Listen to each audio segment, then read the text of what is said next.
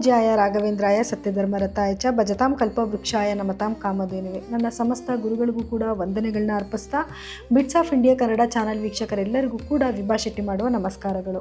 ದಿನಭವಿಷ್ಯ ಕಾರ್ಯಕ್ರಮಕ್ಕೆ ತಮಗೆಲ್ಲರಿಗೂ ಸ್ವಾಗತ.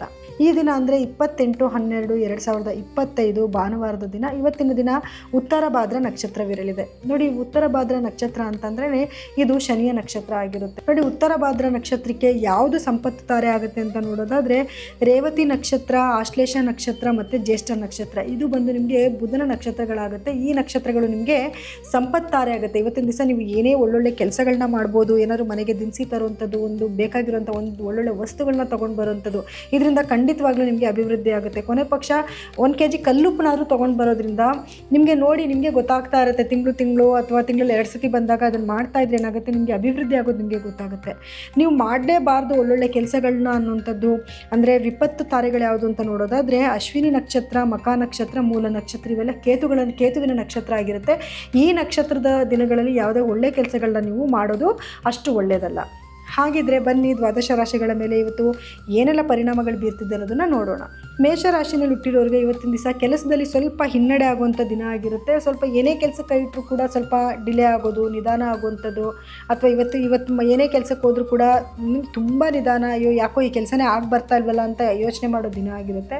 ಸೊ ಇವತ್ತು ನೀವೇನು ಮಾಡ್ಕೊಬೇಕು ಅಂತಂದರೆ, ಇವತ್ತು ನೀವು ಈಶ್ವರನ ಧ್ಯಾನ ಮಾಡೋದಾಗಿರ್ಬೋದು ಅಥವಾ ಈಶ್ವರನ ದೇವಸ್ಥಾನಕ್ಕೆ ಹೋಗಿ ಬರೋದ್ರಿಂದನೂ ಕೂಡ ನೆಗೆಟಿವಿಟಿನ ಸ್ವಲ್ಪನಾದರೂ ನೀವು ತಪ್ಪಿಸ್ಕೊಬೋದು.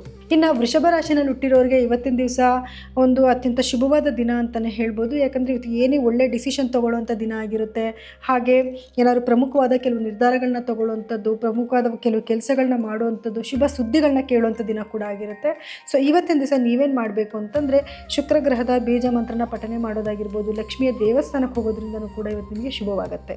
ಇನ್ನು ಮಿಥುನ ರಾಶಿನಲ್ಲಿ ಹುಟ್ಟಿರೋರಿಗೆ ಇವತ್ತಿನ ದಿವಸ ನಿಮ್ಮ ವ್ಯವಹಾರಕ್ಕೋಸ್ಕರ ಕೆಲವೊಂದು ಯೋಜನೆಗಳನ್ನ ಮಾಡುವಂಥದ್ದಾಗಿರ್ಬೋದು, ಅಥವಾ ಹೊಸ ಹೂಡಿಕೆಗಳನ್ನ ಮಾಡುವಂಥದ್ದು, ಅಥವಾ ಡೆವಲಪ್ಮೆಂಟ್ ಮಾಡಬೇಕು ನೀವು ಮಾಡ್ತಿರೋ ವ್ಯವಹಾರನ ಅಂತ ಆಲೋಚನೆ ಮಾಡುವಂಥ ಒಂದು ದಿನ ಆಗಿರುತ್ತೆ. ಸೊ ಇವತ್ತು ನೀವೇನು ಪರಿಹಾರ ಮಾಡ್ಕೊಬೇಕು ಅಂತಂದರೆ, ಇವತ್ತು ನೀವು ಶನಿಗ್ರಹದ ಬೀಜ ಮಂತ್ರನ ಪಠನೆ ಮಾಡೋದ್ರಿಂದ ಇವತ್ತು ನೀವು ಮಾಡೋ ಕೆಲಸಗಳಲ್ಲಿ ಖಂಡಿತವಾಗ್ಲೂ ನಿಮಗೆ ಯಶಸ್ಸು ಸಿಗುತ್ತೆ. ಇನ್ನು ಕಟಕ ರಾಶಿಯಲ್ಲಿ ಹುಟ್ಟಿರೋರಿಗೆ ಇವತ್ತಿನ ದಿವಸ ಒಂದು ಶುಭವಾದ ದಿನ ಅಂತ ಹೇಳ್ಬೋದು. ಇವತ್ತು ನೀವೇನಾದರೂ ಒಂದು ಒಳ್ಳೆ ಡಿಸಿಷನ್ ತೊಗೊಳ್ಳೋವಂಥದ್ದಾಗಿರ್ಬೋದು ಅಥವಾ ಪ್ರಮುಖವಾದ ನಿರ್ಧಾರಗಳನ್ನ ತೊಗೊಳ್ಳೋವಂಥ ಒಂದು ದಿನ ಕೂಡ ಇವತ್ತಾಗಿರುತ್ತೆ. ಸೊ ಇವತ್ತಿನ ದಿವಸ ನೀವೇನು ಪರಿಹಾರ ಮಾಡ್ಕೊಬೇಕು ಅಂತಂದರೆ, ಈಶ್ವರನ ಧ್ಯಾನ ಮಾಡುವಂಥದ್ದು ಅಥವಾ ಈಶ್ವರನ ದೇವಸ್ಥಾನಕ್ಕೆ ಹೋಗಿ ಬರೋದ್ರಿಂದನೂ ಕೂಡ ಇವತ್ತು ನಿಮಗೆ ಮತ್ತಷ್ಟು ಶುಭವಾಗಲಿದೆ.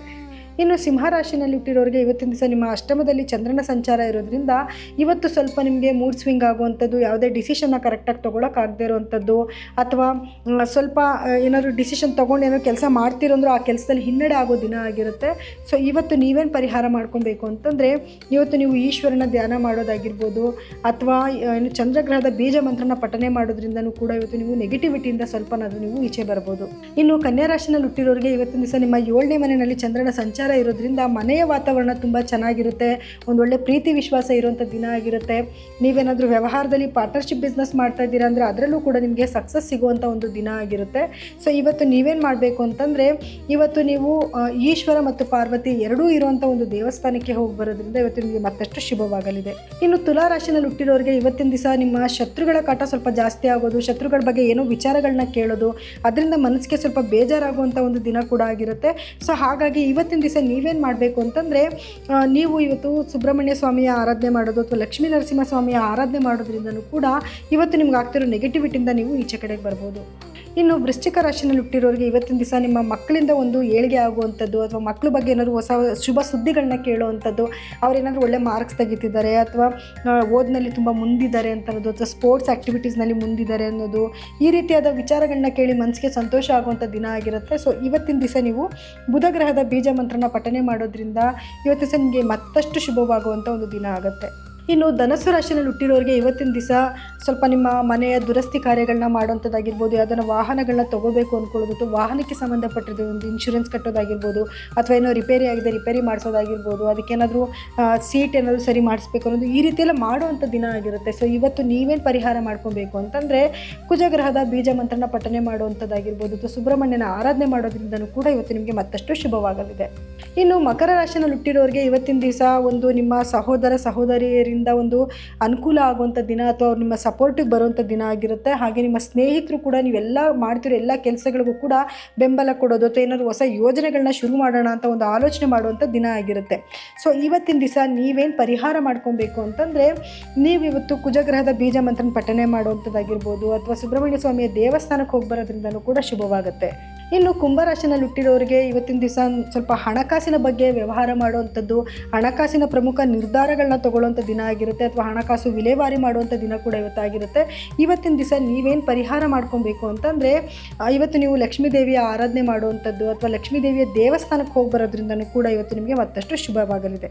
ಇನ್ನು ಮೀನರಾಶಿನಲ್ಲಿ ಇಟ್ಟಿರೋರಿಗೆ ಇವತ್ತಿನ ದಿವಸ ಒಂದು ಸ್ವಲ್ಪ ಏನು ಕನ್ಫ್ಯೂಷನ್ ಸ್ಟೇಟಸ್ ಇರುವಂಥ ದಿನ ಆಗಿರುತ್ತೆ. ಇವತ್ತು ಸ್ವಲ್ಪ ಅರ್ಧ ದಿವಸ ತುಂಬ ಖುಷಿಯಾಗಿರ್ತೀರಾ, ಇನ್ನೂ ಸ್ವಲ್ಪ ಹೊತ್ತು ಸ್ವಲ್ಪ ಸ್ಯಾಡ್ ಆಗಿರುವಂಥದ್ದು, ಏನು ಡಿಸಿಷನ್ ತೊಗೊಂಡ್ರು ಕೂಡ ನಿಮಗೆ ಸ್ಯಾಟಿಸ್ಫ್ಯಾಕ್ಷನ್ ಆಗದೆ ಇರುವಂಥ ದಿನ ಆಗಿರುತ್ತೆ. ಅಥವಾ ಬೇಗ ಎಲ್ಲ ಕೆಲಸ ಮಾಡೋದು ಅಥವಾ ಲೇಸಿಯಾಗಿ ಮಲಗಿಬಿಡೋದು ಎರಡೂ ಆಗುವಂಥ ದಿನ ಆಗಿರುತ್ತೆ.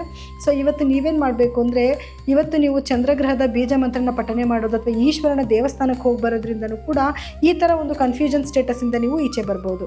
ಇನ್ನು ಇದಾಗಿತ್ತು ದ್ವಾದಶ ರಾಶಿಗಳ ಈ ದಿನದ ಫಲಾನುಫಲಗಳು.